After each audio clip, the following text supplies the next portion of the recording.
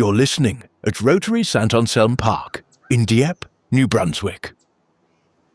Everything you hear around my voice was recorded there, beside the still water, at the end of an ordinary day, in one long, unbroken take. Nothing looped, nothing borrowed, just the pond and the evening exactly as they passed, with the town settling somewhere behind the trees. Tonight I have a sleep story for you, a small one, about the last 10 minutes of a Roman day, and about two men who knew exactly what to do with them. There is nothing you need to do now. The water is done moving for the day, and so are you. Come in, drifters. No walking tonight. There's a bench near the edge of the pond, and I came out early, and I'm already sitting. You just lie where you are. Before we settle in, a small favour or two, the only ones I'll ever ask. Somewhere under this episode there's a place to leave a word. Tell me where you're drifting off from tonight, or what your own day keeps replaying when the light goes out. I read everyone slowly, the way I do everything.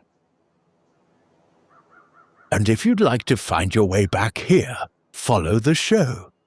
Think of it as leaving a lamp lit in the window for yourself. That's the whole favour. Now, no more asks. The rest of this hour belongs entirely to you.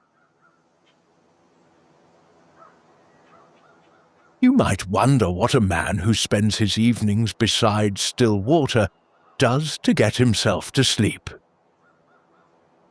I keep a small kit by the bed, a strip across the nose so the breath runs quiet, a guard for the teeth because the jaw likes to keep arguing after I've stopped, a little magnesium with the last glass of water, small things. The whole list is written under this episode, right at the top for anyone curious. Not promises, mind you, just what I use, a quiet man's kit. The rest of it is a bench, a pond, and one man's habit. All three are already here.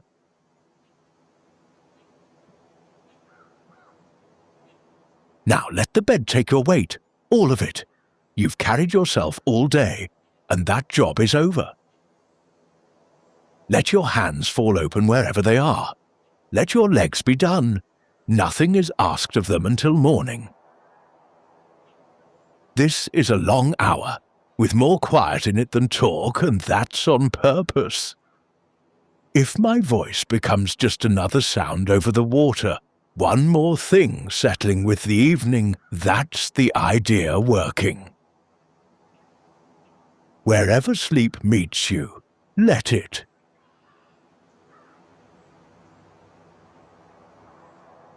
Tonight, I want to tell you about a habit, a small one.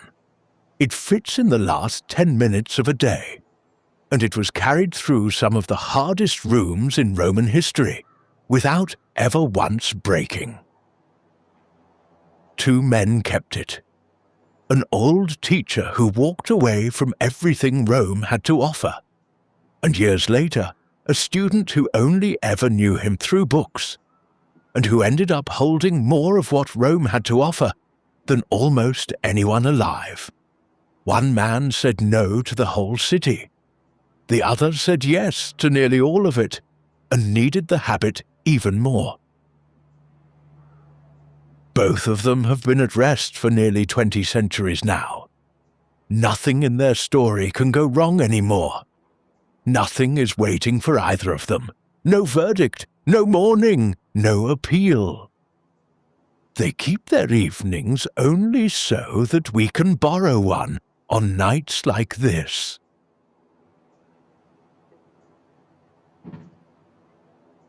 But first, the reason you might be awake. The light went out, and the projector came on. You know the one. The thing you said at the meeting, or didn't say. The message you sent played back in a worse voice than you wrote it in. The small fumble at the counter, the name you got wrong, the door you let close, the moment you were short with someone who didn't deserve it, or patient with someone who did, the joke that landed wrong, and the silence after it, which your mind has slowed down and brightened for study. One by one, the day's mistakes line up in the lobby of your mind, and every one of them has bought a ticket to the late showing. And the late showing runs all night, to an audience of one who paid nothing and owes it nothing and can't seem to leave.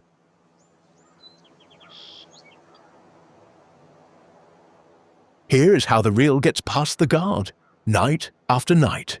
It calls itself accountability. It says, a serious person reviews their errors. And that's true, a serious person does. But watch what the real actually does, drifters. Watch it closely, just once. It never finishes. It never weighs anything. It never files a verdict. It just plays the scene again and again, a little grainier each time, a little louder in the wrong places, and you leave the theatre no wiser and much more tired than you went in. A review has a judge. The real only has an audience. That's the whole difference between the two of them, and a man figured it out 2,000 years ago, sitting in the dark, exactly like you are.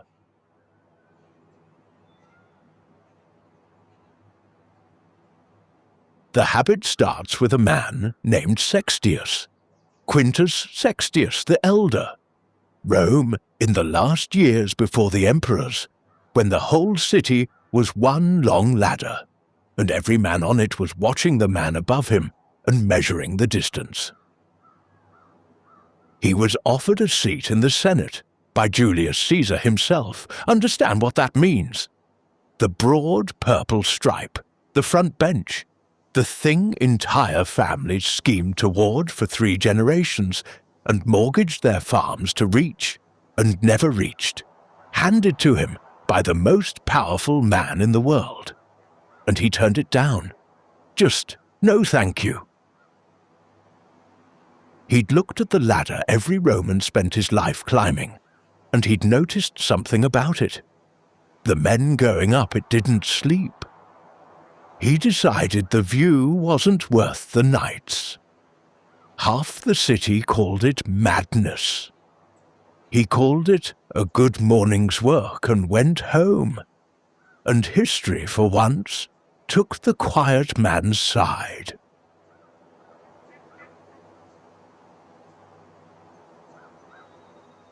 He opened a small school instead, in his own house, and lived plainly, and taught anyone who cared to come. Senators' sons sat next to freedmen's sons, and the lesson was the same for both, which was, in that city, its own kind of scandal. And he trained the mind the way the athletes of his day trained the body. Not with feats, with small work, done every single day, missed never. A wrestler doesn't get strong on one great afternoon. He gets strong on 1,000 ordinary ones, most of them dull, none of them skipped. Sextius ran his soul on the same schedule. A little practice in the morning, before the city got loud, honest hours in between, and one exercise saved for the very end of the day, after everything else was finished. The last one. The one this whole story is about.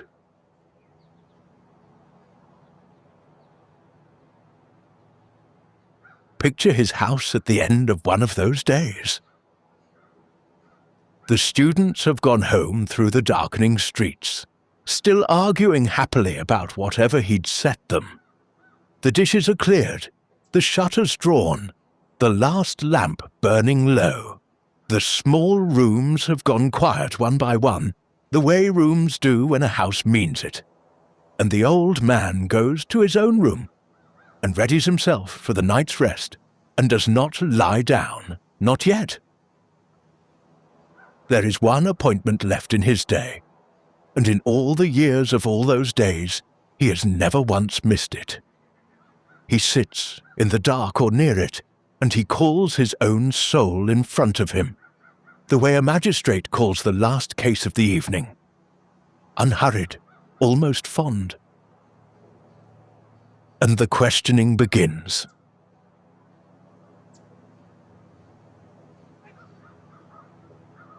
Which fault of yours did you mend today? Which bad habit did you stand against? In what way are you better tonight than you were this morning? 3 questions, asked quietly, the way you'd ask them of a friend, answered honestly, because the only witness in the room has seen everything anyway. And then, and this is the part the real never learns, the session ended. He heard the answers, whatever they were, good or poor, and he went to his rest. Every night, for a whole long life. The chair, the questions, the answers, the sleep. He said his soul went to bed like a soldier coming off watch. Relieved in both senses of the word. Someone else holds the wall until morning.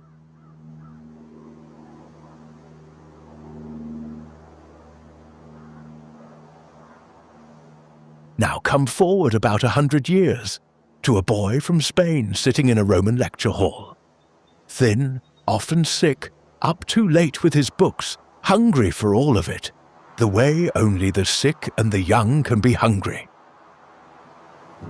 His name was Lucius Annaeus Seneca. His teacher Socian had come up through the school Sextius left behind, and he taught the old man's ways alongside the old man's ideas, which is the mark of a school that actually worked. And one evening, the practice got passed across, the way the good ones are. Not as doctrine, not as homework. As a thing a wise man used to do with the last light of his day. Socian probably mentioned it almost in passing. The great ones usually arrive that way. Sideways, near the end of a lesson, half a sentence long, easy to miss. The boy didn't miss it.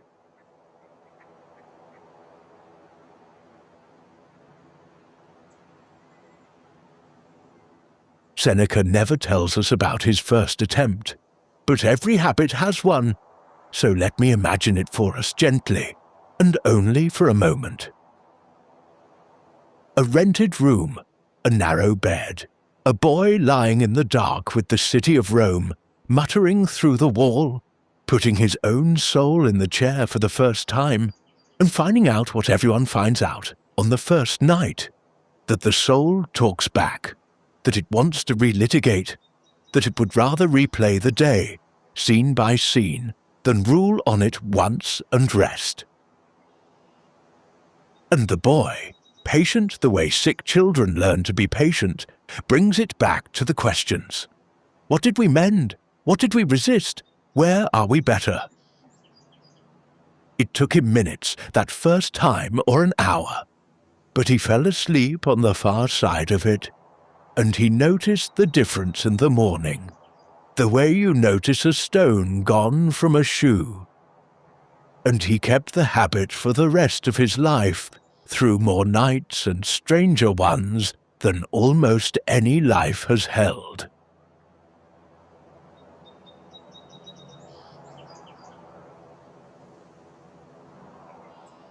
Years later, when that boy had become the most famous writer in Rome, he described his version of it, in a book about anger, of all places, written to talk his own hot-tempered brother down off the day's ledges. If you've sat with me before, you may have glimpsed this room once already on a rainy night, from the doorway of that same book. Tonight, we get to stay. Because he described it as a scene deliberately, so that anyone in any century could stand in it and watch. The lamp is carried out of the room. The house settles around its own small sounds. His wife, he says, long familiar with this habit of his, keeps silence and lets him be. She knows what the quiet is for. She keeps it with him. And in the dark, before sleep, Seneca opens court.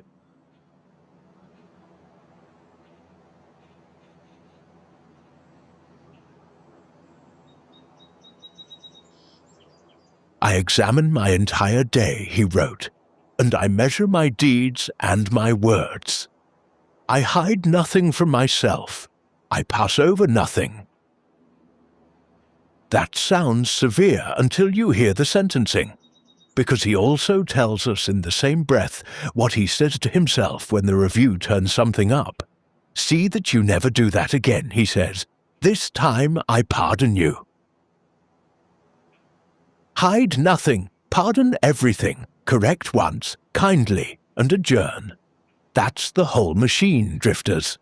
4 moves, small enough to fit between the pillow and sleep. That's what your reel has been trying to be all these nights without the last 2 parts. It looks very well. It just never learned to pardon, and it never learned to stop.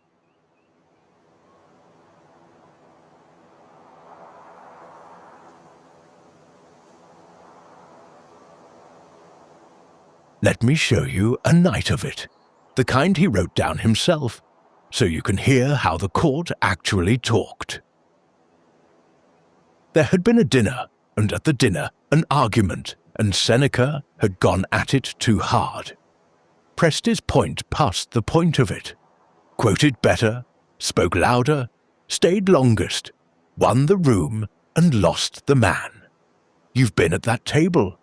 Most of us have sat at both ends of it in the same month. In the dark he holds the evening up, looks at it from both sides the way you'd turn a coin to the light, and the verdict comes down. 1 sentence, something like this. You argued to win, not to teach. Some men cannot be corrected in front of others. Next time, fewer words, softer ones, or none at all. And then done. No flogging, no second reading. The gavel is quiet, but it falls.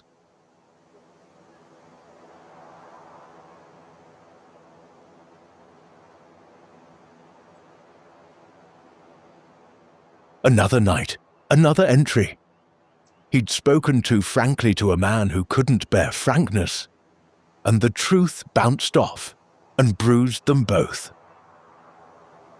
Verdict: the truth needs a door, not a battering ram. You didn't fail by being honest. You failed by not checking whether the door was open first. From now on, ask not only whether the thing you're about to say is true, but whether the man in front of you can bear to hear it tonight from you. Noted, pardoned, adjourned. You see the shape of it now. Every mistake gets exactly 1 hearing. A real one, honest and unhurried, nothing hidden, nothing flattered. And then the court closes for the night, because a court that never closes isn't a court. It's just the reel, with a robe on.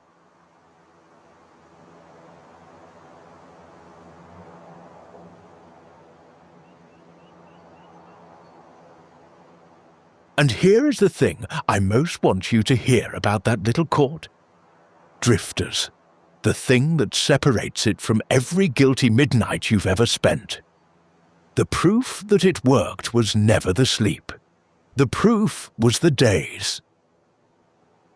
1 more entry, his own. A dinner where he'd been seated badly. Wrong end of the table, lesser couch, further from the host than men he considered beneath him. And everyone could see the seating, because in Rome, everyone always could. And the anger came up the way it does. Hot, fast, certain of its case. He carried it home, the way you've carried things home. That night the court heard the case out. All of it. The seating chart, the injury, the whole brief, every exhibit. And the verdict was almost funny. You were angry about a cushion, it said. A cushion decided nothing about you. It never has, and it never will.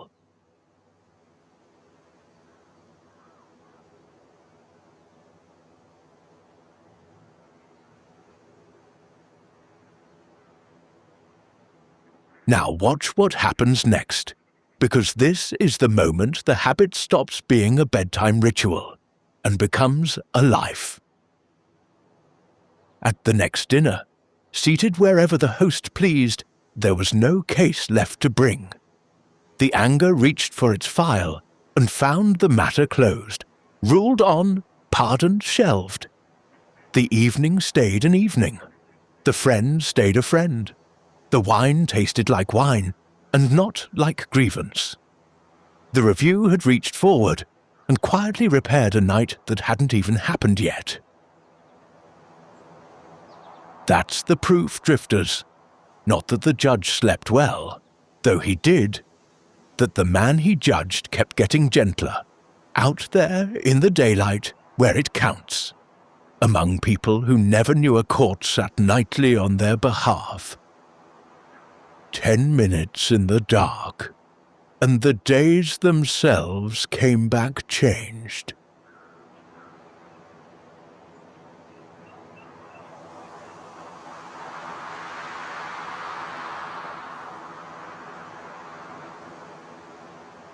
Though the sleep was real too, and he wrote about it with something close to wonder, which was not his usual register. After the review, he says, how tranquil the sleep is, how deep, how free.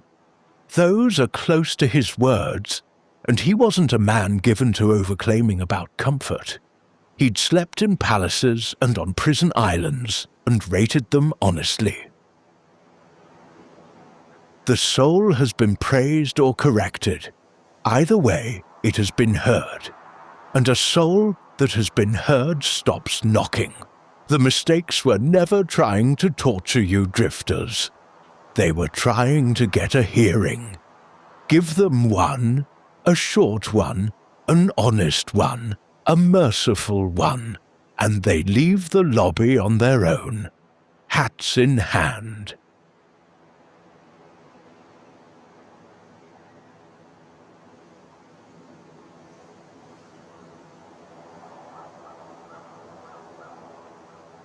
That habit travelled with him through everything, and everything in Seneca's case was a great deal. It went with him into exile.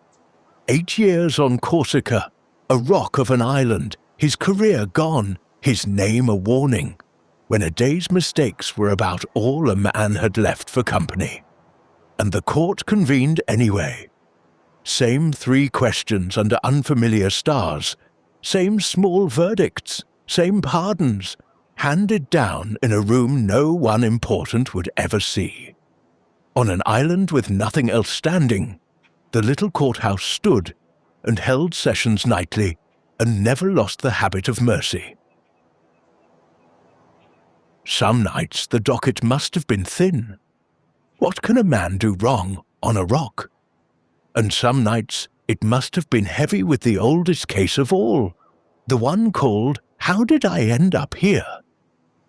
The court heard that one too, patiently, without flinching, and adjourned it night after night, until one night it simply stopped filing. Even the heaviest cases do, when they've been honestly heard.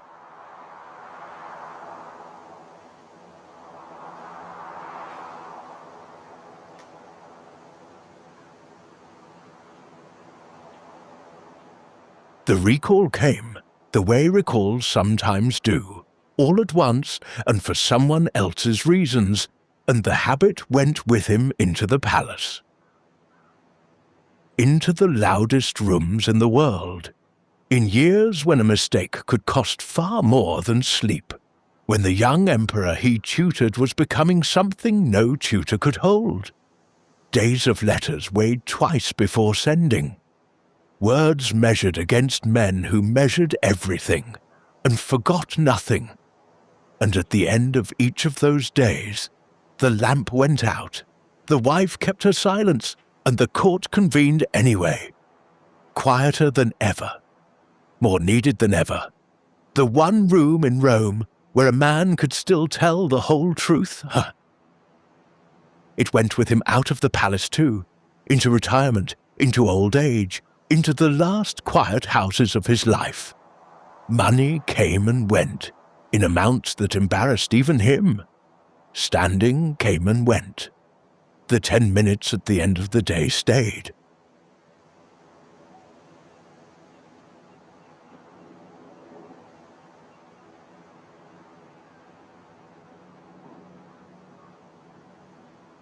So picture him once more, near the end of it all. An old man now, the famous hands gone knuckly, the handwriting larger than it used to be, the lamp carried out one more time.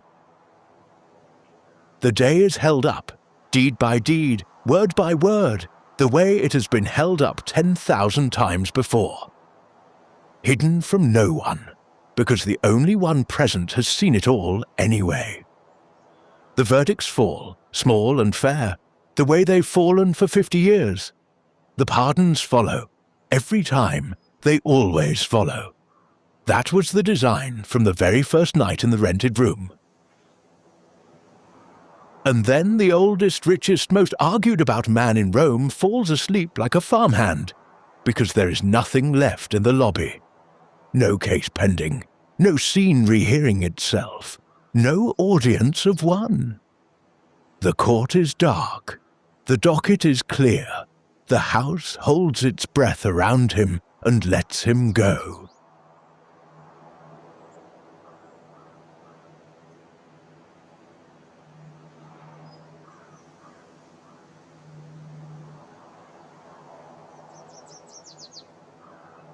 Now, your day. We're not going to review it, not really, not tonight. Tonight you're tired, and the pond is dark, and a borrowed habit works best when it's tried gently. Some evening when you choose it on purpose, with the lamp still on and a little strength left. Tomorrow, maybe, 3 questions and a pardon, in the dark before sleep. What did you mend? What did you resist? Where are you better?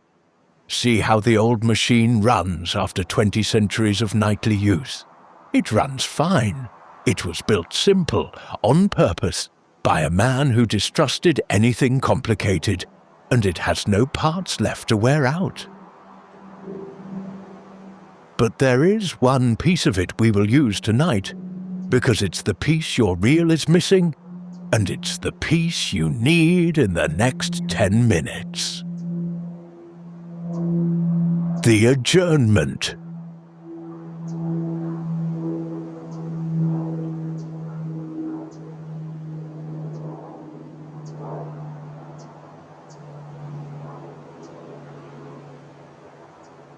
Because here is the truth about the scenes you've been replaying.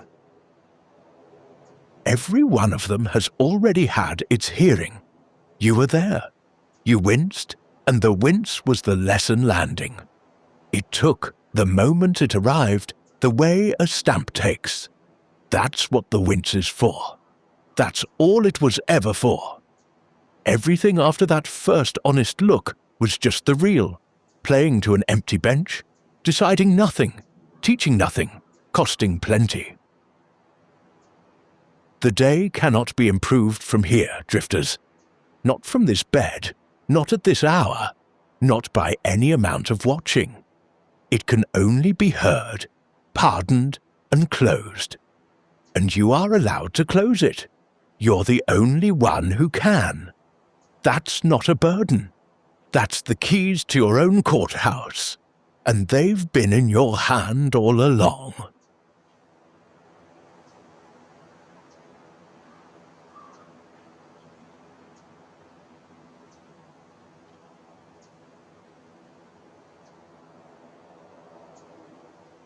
So this is the moment in the evening when Seneca's wife goes quiet and the lamp leaves the room.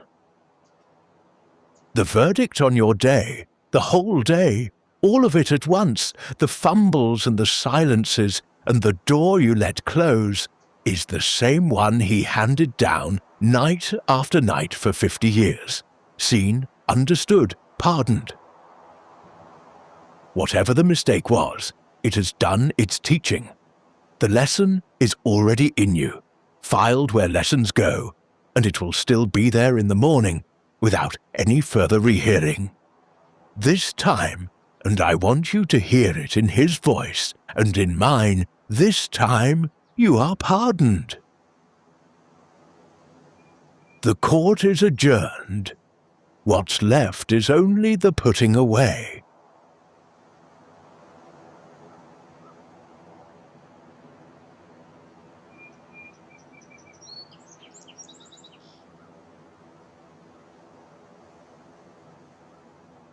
So let's put the day away properly, the way the old judge would. One item at a time, and then the shelf. No hurry. The night is long, and it's ours.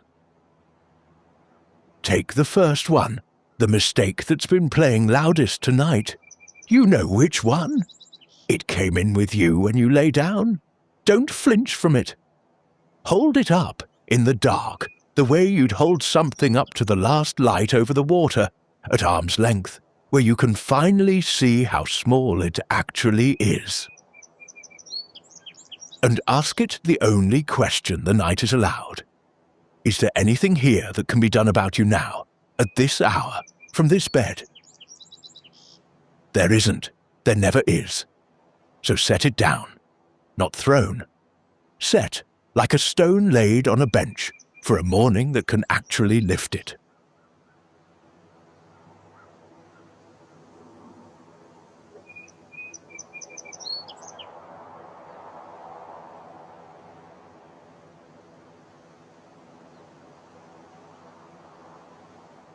Take the next one. The words you said or the words you didn't. Hold it up. Is it here, in this room, at this hour? No, it belongs to a finished day, and finished days are all sealed the same way, by nightfall, by the sheer kindness of time. Set it down beside the first. Feel how the hand is lighter than the holding was. It always is. The grip costs more than the stone weighs. It always did, and no one ever tells us.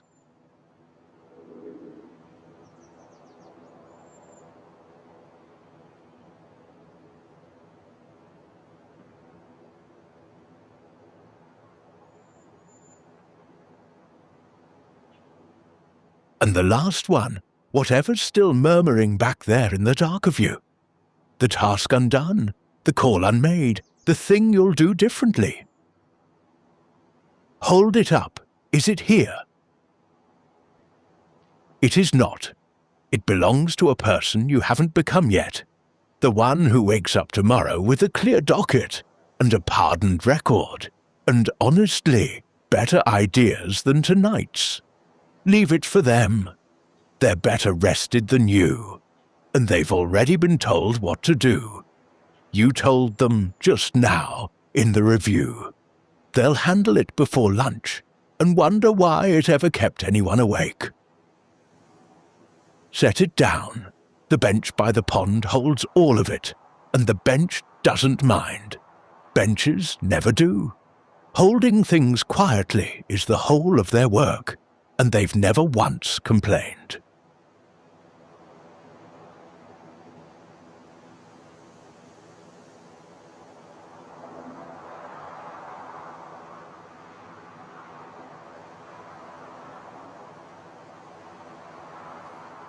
What was yours tonight was the hearing, and you've held it, honestly and kindly, the way the old men held theirs, in rooms as dark as this one. What was never yours is the changing of things already done, and no hour of lost sleep, in the whole long history of lost sleep, has ever changed one. Not one word unsaid, not one door reopened. The night doesn't have that power, and neither do you, and there is real rest in finally believing it. Your side of the ledger is closed, and closed in your favor. You are, as of this moment, formally off duty. There is no appeal to prepare. There is no session in the morning. There is only a dark park and still water, and a person who has been pardoned lying down.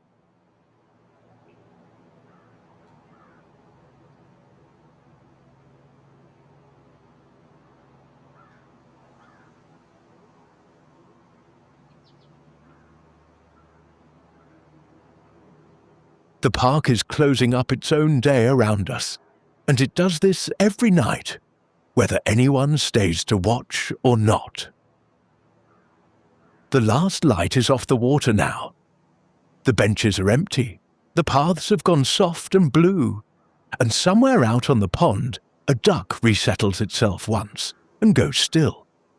The water takes the sky's last colour and puts it away, the way it puts everything away, without comment, without a verdict. One low light stays on, far across the water, the way one always does. Let that one be yours. Everything else can go dark now, and it will piece by piece, and you with it.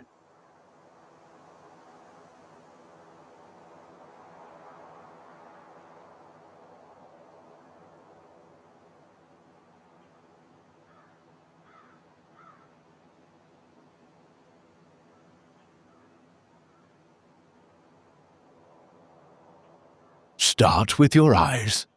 They did the day's watching, the day's screens, the day's replaying, and they did all of it well enough. Court's over. Let them be heavy, the way they've been asking to be for an hour. Let the small muscles around them go slack. The brow, the lids, the little judges of the face, all off duty now. Every one of them. Dark benches, still water.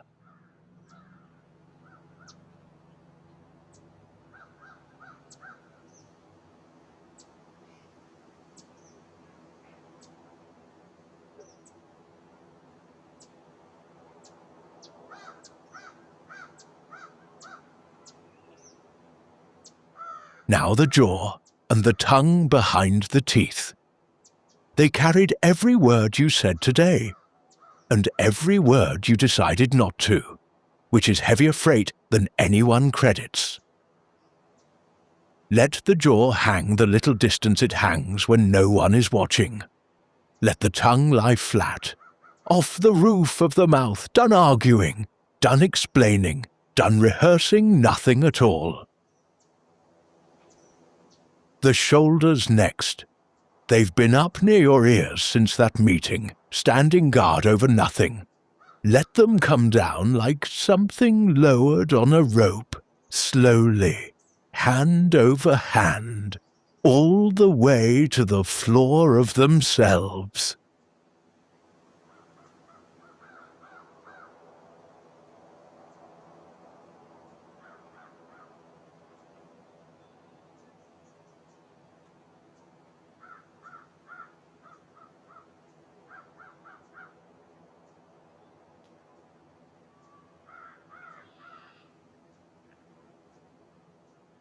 The arms now, and the hands. Open on the blanket, holding nothing, because there's nothing left to hold. Every stone is on the bench, every file is shelved. The chest, softening around the breath. The belly, allowed to be a belly, off duty with the rest of you. The long muscles of the back, letting the bed do the work they've been doing since morning, and doing it better. The legs heavy as fence posts laid in grass. The feet pointing nowhere, needed nowhere. The whole courthouse, dark room by room.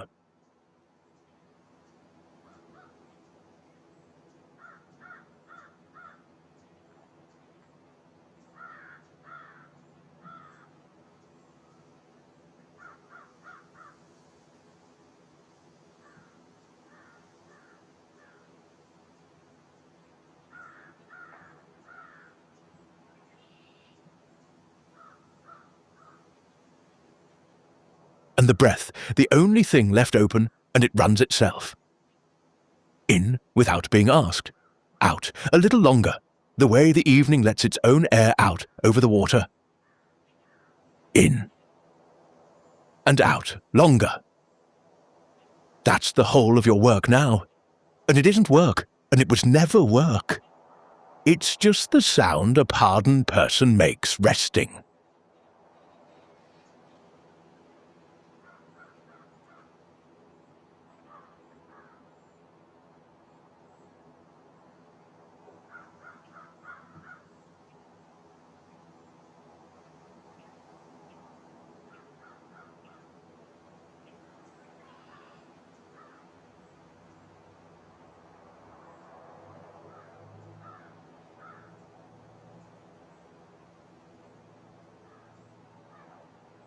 The pond will hold everything you set down tonight.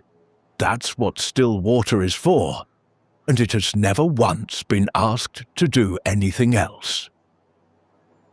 It has held 10,000 evenings of this town, the good days and the fumbled ones, the proud walks home and the slow ones, and it has never once handed down a verdict because it never had to.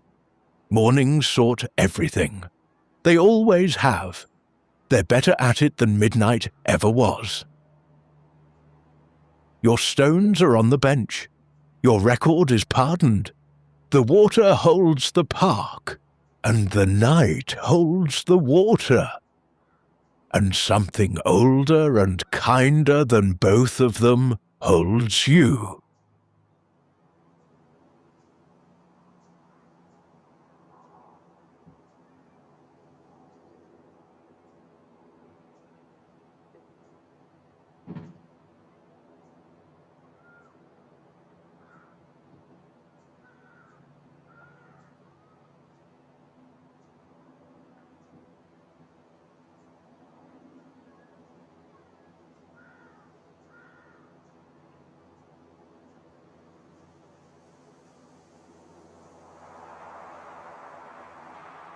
If sleep is already pulling at you, go with it now.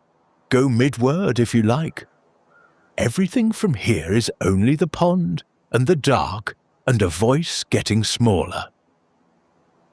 Nothing important is coming.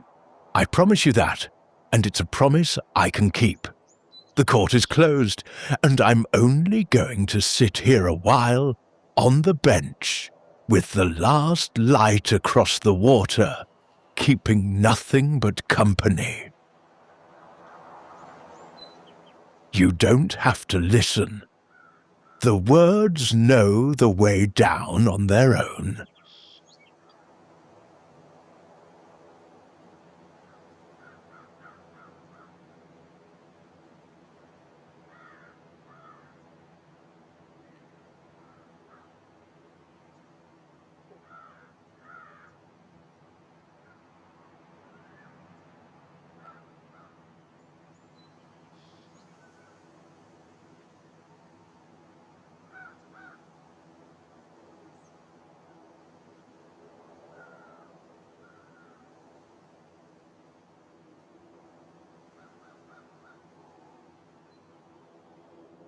Seen. Understood. Pardoned. That's the whole of the law tonight, and you're on the right side of all three.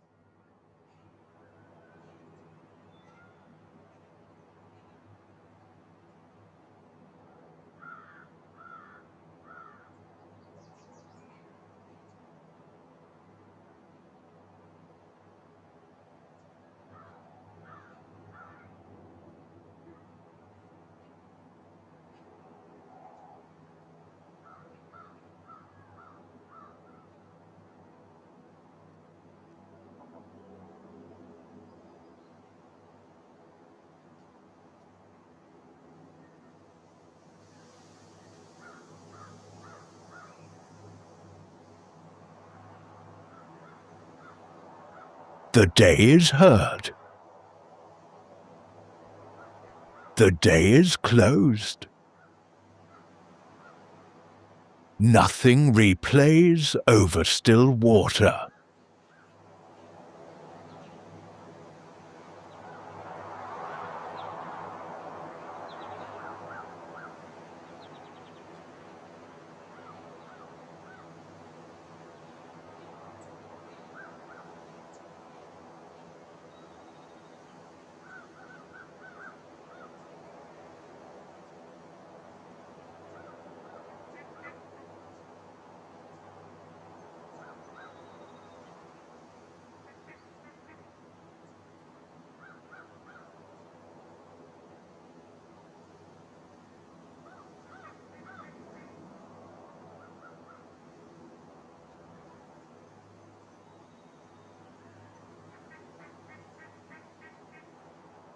Far across the pond, the one low light, yours.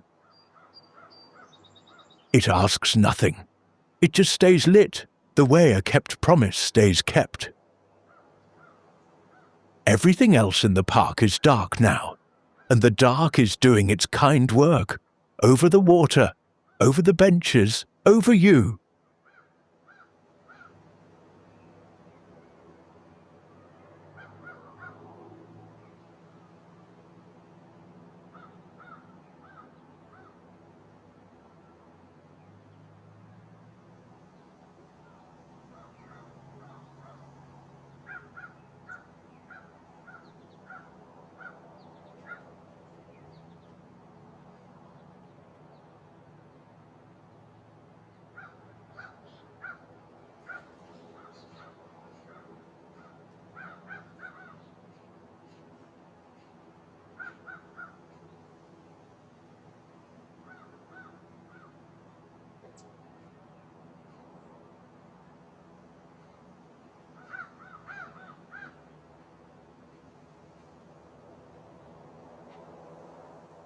If the reel flickers once more, and it may, old habits die politely, you don't have to fight it.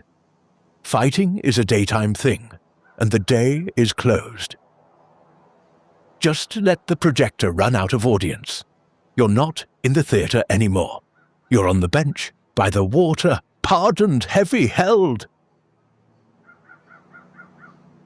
The scene will find the lobby empty, and it will let itself out.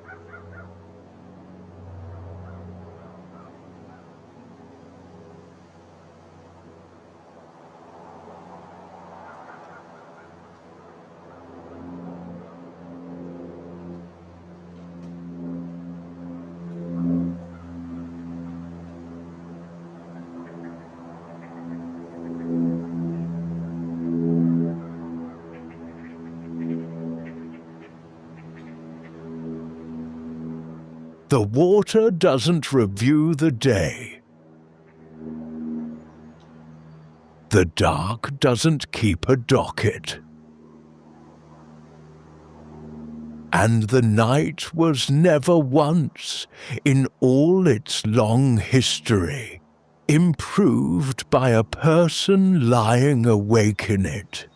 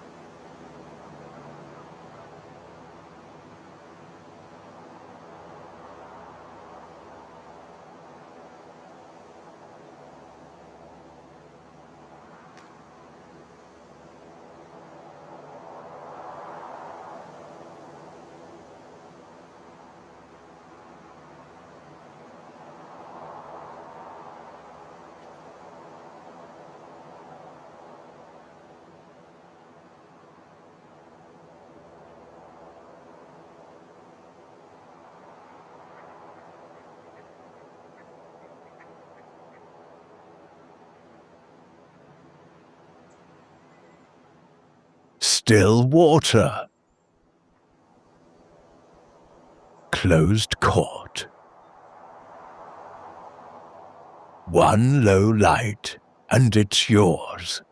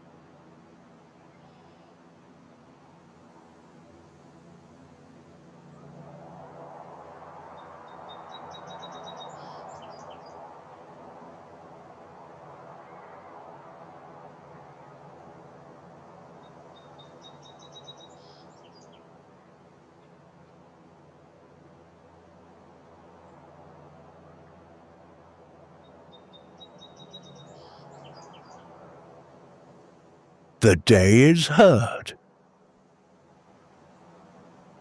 The day is pardoned. The day is done.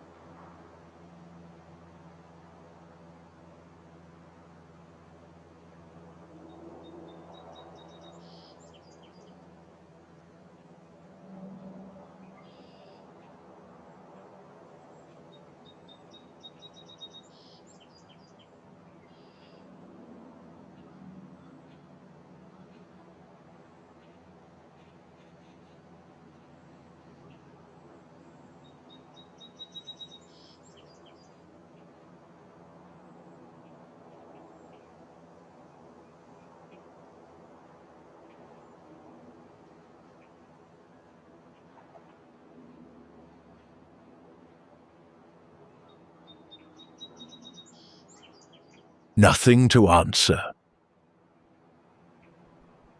Nothing to replay.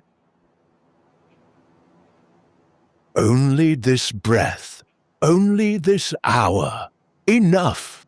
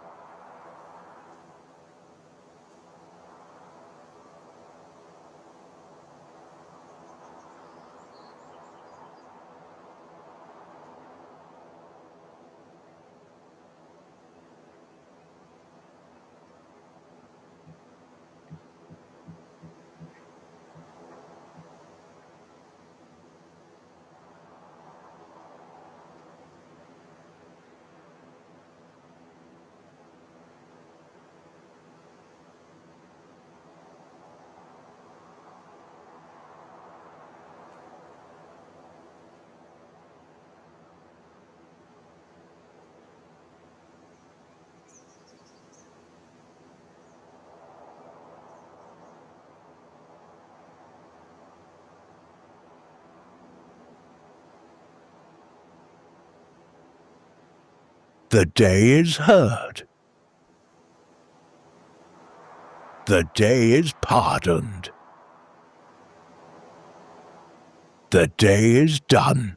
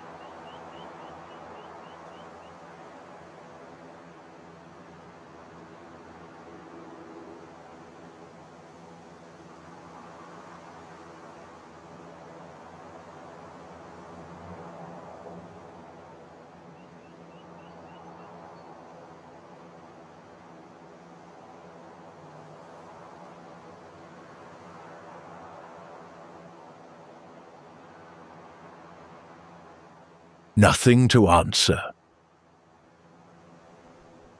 Nothing to replay.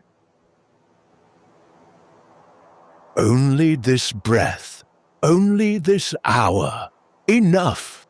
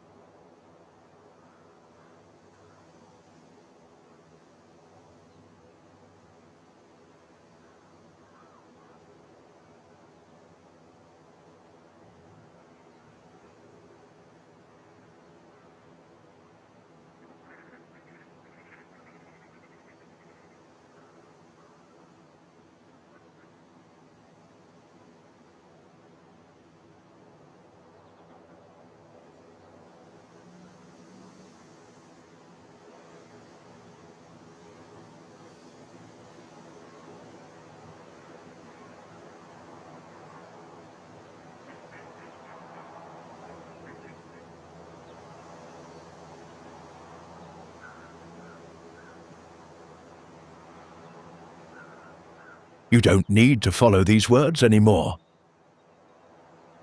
The court is dark, the stones are on the bench, and the pond will hold everything until morning, which will know what to do. It always does. The water knows the way down into sleep. So do you. Good night, drifters.